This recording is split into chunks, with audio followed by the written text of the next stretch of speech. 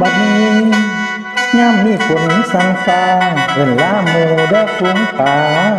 เขาอยู่หน้าขจีเขียวกองใบ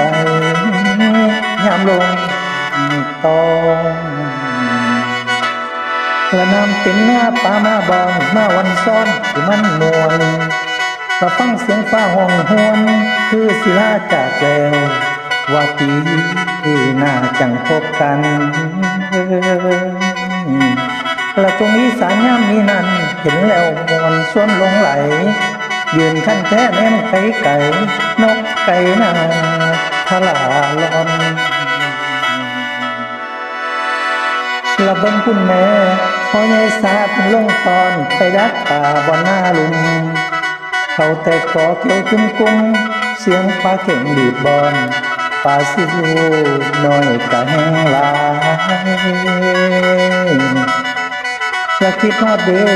คิดฮอดน้องและอ้ายผู้ไก่ทิ้นดินอีสานไปทำงานอยู่เมืองไก่อยู่จังใดรอทางคุณละข่าวที่สังหาวุ่นมีหลายซุ้มวุ่นหลายไฟและขั้นลำบากอยู่เมืองใหญ่กับอีสานบ้านเขามากินเข้ามาใบป่าแต่อยู่วันใดในกันลาสิสุดพอดอกเงินเฮาย้ำใจเหงาให้ขึ้นนะจำปนป่ากะสุกลนชีวิตคนไทยบ้านคนอีสานเรากันง่ายมาเบิ่งเด้อ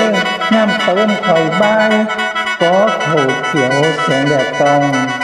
คอยมองแล้วกะแห้งน้ำถ้าฟุ้งนุป่าจนตื่นน้ำขันแทกอยู่สิบืนหนีป่าพอตีบินตกหลุม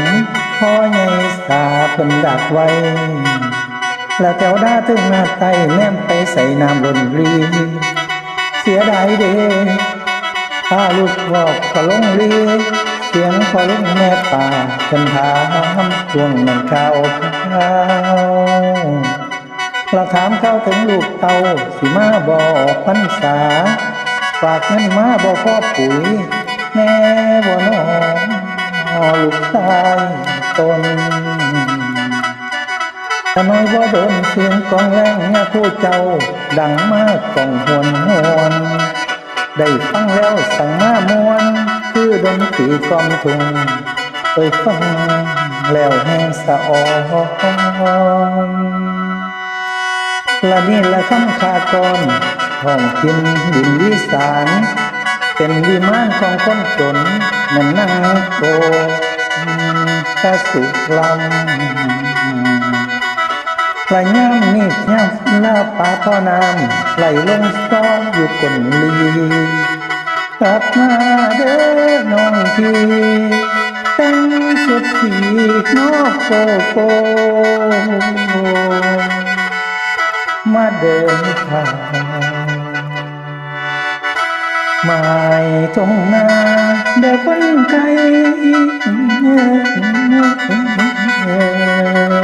เด้อแฟนเด้อ